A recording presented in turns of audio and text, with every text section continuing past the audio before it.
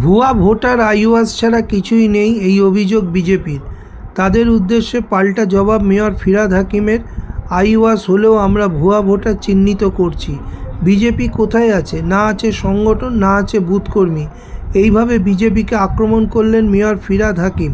মুখ্যমন্ত্রী মমতা বন্দ্যোপাধ্যায়ের নির্দেশে নিজের ৮২ নম্বর ওয়ার্ডের ভোটার তালিকা নিয়ে সরেজমিনে খুঁটিয়ে দেখতে বাড়ি বাড়ি গিয়ে হাতে ভোটার লিস্ট নিয়ে বাসিন্দাদের সঙ্গে কথা বললেন মেয়র। ভুতুড়ে ভোটার অনুসন্ধান মিলিয়ে নিলেন ভোটারের নাম। তার ভুয়া ভোটার অভিযানের সন্ধান পেলেন বেশ কয়েকজন মৃত ভোটারের নাম। খুঁজে পেলেন অনেক নাম যা তালিকা থেকে বিয়োজন হয়েছে। বাড়ি বাড়ি গিয়ে কথা বললেন ৮২ নম্বর ওয়ার্ডের সাধারণ ভোটারদের সঙ্গে। মেয়রের সঙ্গে কথা বলে স্থানীয় বাসিন্দারা জানালেন যে মেয়র নিজেই এসে কথা বলে গেছেন, বাড়ির লোকদের খোঁজ নিয়েছেন, কারা বাড়িতে আছেন আবার কারা এখানে থাকেন না সবই জানতে চেয়েছেন মেয়র নিজে। ফলে মেয়রকে দেখে তারাও খুশি যে তিনি নিজেই এসে মুখ্যমন্ত্রী মমতা বন্দ্যোপাধ্যায়ের নির্দেশে ভোটার তালিকা যাচাই করছেন। তবে এদিন সাংবাদিক সম্মেলনের মাধ্যমে বিজেপি নেতাদের একহাত নিলেন ফিরহাদ। তার অভিযোগ সম্পূর্ণ অগণতান্ত্রিক পদ্ধতিতে বর্তমানে মুখ্য নির্বাচন কমিশনারকে নিয়োগ করা হয়েছে। কার্যত দেশের গণতান্ত্রিক পদ্ধতিকে ভেঙে দিয়ে নিয়োগ করা হয়েছে মুখ্য নির্বাচন কমিশনার। তিনি পাল্টা বিজেপিকে জবাব দেন যে তারা বলছেন যে ভুয়া ভোটার তৃণমূল ঢোকাচ্ছে, তাহলে তারা প্রমাণ দিক। কেন তারা রাস্তায় নেমে ভুয়া ভোটারদের সন্ধান চালাচ্ছেন না? কেন? পাল্টা প্রশ্ন ছুড়ে দিলেন বিজেপিকে আক্রমণ করে। তার অভিযোগ, আসলে তাদের পায়ের তলায় রাজনীতির মাটি নেই, সংগঠনও নেই, তাই তারা টিভির পর্দায় বসে ভাষণ দিচ্ছেন। তারাও রাস্তায় নেমে প্রমাণ করুন যে তৃণমূল ভুয়া ভোটার ঢোকাচ্ছে। আমরা তো প্রমাণ দিয়ে তারপরেই অভিযোগ করছি যে কীভাবে গুজরাট ভোটার, হরিয়ানার ভোটারদের ঢুকিয়ে দিয়েছেন। মুখ্যমন্ত্রী মমতা বন্দ্যোপাধ্যায় নিজেই তালিকা দেখিয়ে প্রমাণ করে দিয়েছেন বলে জানালেন মেয়র ফিরহাদ হাকিম। আজকে নেত্রীর আদেশ অনুযায়ী আমরা সবাই এই ২ সপ্তাহের মধ্যে আমাদের যা যা ভোটার লিস্ট আছে সেগুলো সব যে যার বুথ কর্মীরা আমরা তারা স্ক্রুটিনি করে দেখবে যে অরিজিনাল ভোটার কত, লেফট ভোটার কত, আমাদের ভুয়ো ভোটার কত, ডেড ভোটার কত, এগুলো আলাদা আলাদা করে লিস্ট করতে হবে। সেই অনুযায়ী সেই লিস্ট স্ক্রুটিনি করে আমাদের প্রত্যেকটা বুথের আমরা সেই পার্ট নাম্বার দিয়ে প্রথমে অ্যাসেম্বলি নাম্বার, তারপর পার্ট নাম্বার, তারপর বুথ নাম্বার, তারপর সিরিয়াল নাম্বার দিয়ে আমরা স্পেসিফিক করে দেবো যে কাকে কাকে পেলাম না আর কাকে কাকে পেলাম। সেই বেসিসে পার্টি যদি দেখে যে একটা পরিমাণের বেশি ভুয়ো ভোটার আছে, নিশ্চিতভাবে ইলেকশন কমিশনের সামনে নিয়ে যাবে। সেই নির্দেশ অনুযায়ী আমরা যারা বুথ কর্মী তারা যে যার নিজের বুথে আজ থেকে শুরু করলাম।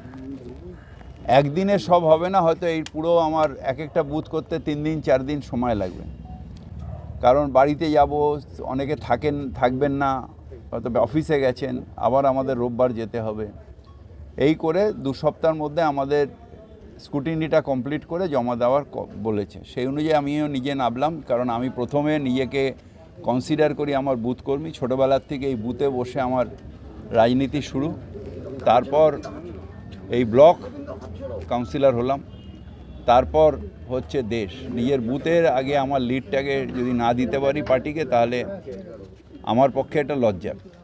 সেই জন্য আমি আমার বুথে করছি। আমার ওয়ার্ডেরও প্রত্যেকটা বুথ এজেন্টকে বলা আছে সময় মতন, সুবিধা মতন প্রত্যেকটা বুথেই তারা এই স্ক্রুটিনি শুরু করবে। সেই নিয়ে সন্ধ্যাবেলা আমাদের মিটিংও আছে।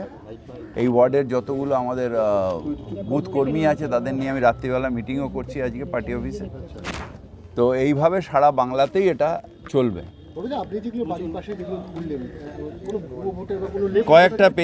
কয়েকটা লেফট ভোটার পেয়েছি। আমি তো সবে, যেহেতু আপনারা রয়েছেন, আমাদের তো ওইভাবে করতে পারছি না, ওই জন্য আপনাদের করার পরে আবার আমাকে বেরোতে হবে। আমি বেরোবো না, অ্যাকচুয়ালি ওরা বেরোবে। আমি একটু শুরু করে দিয়ে গেলাম, তো তারাই করবে। এবং অনেক 3-4টে পেলাম যারা এখানে থাকেন না অথচ নাম আছে।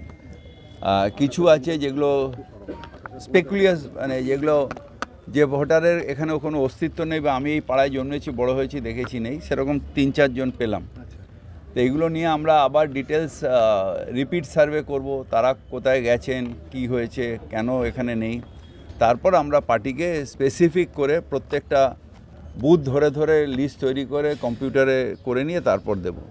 আর সেকেন্ড আরেকটা কাজ যেটা সবথেকে বড়, সেটা হচ্ছে যেটা আমাদের মুখ্যমন্ত্রী প্রেসের সামনেও নিয়ে এসছেন, জনগণের সামনেও নিয়ে এসছেন, যে একই এপিক কার্ডে 2টো করে ভোটার।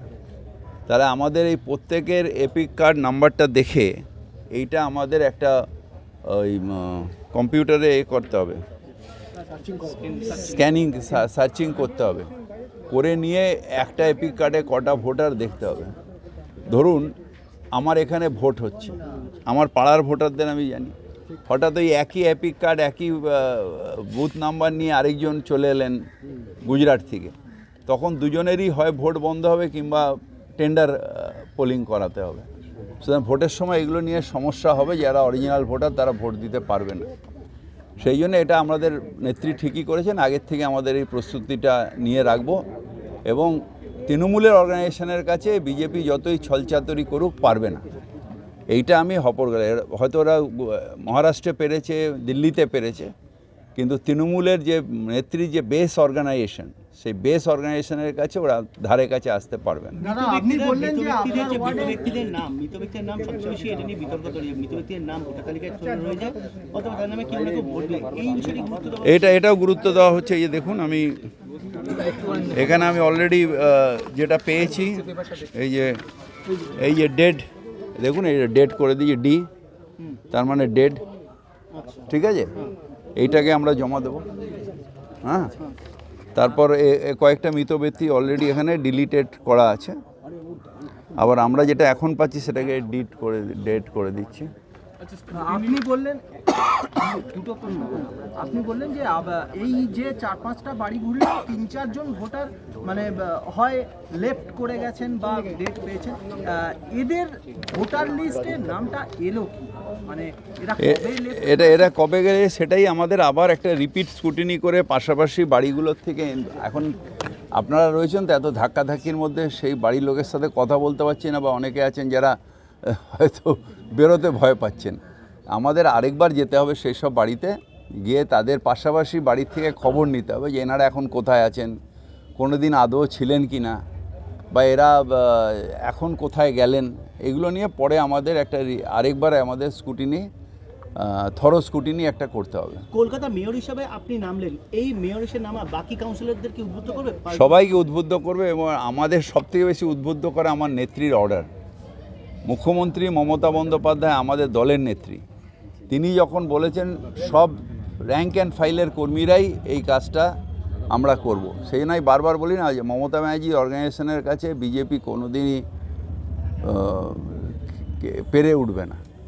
তার কারণ আমরা বাংলার মানুষকে গণতান্ত্রিক উপায়ে ভোট স্কুটিনি করে দেখতে হবে যে সত্যিকারের ভুতুড়ি ভোটার কত আর অরিজিনাল ভোটার কত। এটা গ্রাউন্ডে স্কুটিনি করতে হবে, এটা প্রেস কনফারেন্স করে বা বড় বড় কথা বলে হয় না, বা ওই টিভিতে ডিবেট করে হয় না, এটা রাস্তায় নেবে কাজটা করতে হয়। হ্যাঁ, আমরা তো চাইছি যে শুনুন সব রকম সহযোগিতা করে অরিজিনাল লোক ভোট দিক, এবং সেই যে অরিজিনাল লোক যারা ভোট দেবে তারা যে নির্ণয় করবে সেটা আমরা মাথায় পড়ে। এই অঞ্চলের আমি কাউন্সিলর, অনেক ভোটে জিতি, আজ 25 বছর ধরে 5টা টার্ম জিতেছি, কিন্তু কে আমায় ভোট দিয়েছে কে আমায় ভোট দিয়েছে সেটা তো বড় কথা নয়, মানুষের পাশে থেকে মানুষের কাজ করা।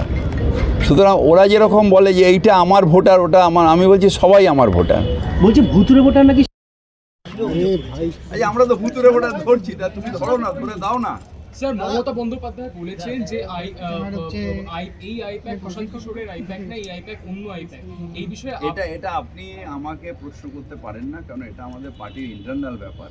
আমি কোন এজেন্সির দিকে কাজ করাবো কোনে সেটা আমাদের কর্মী সবাই আমাদের নেত্রী বলেছেন। I can not tell all this in front of the press. Thank you. আরে ভাই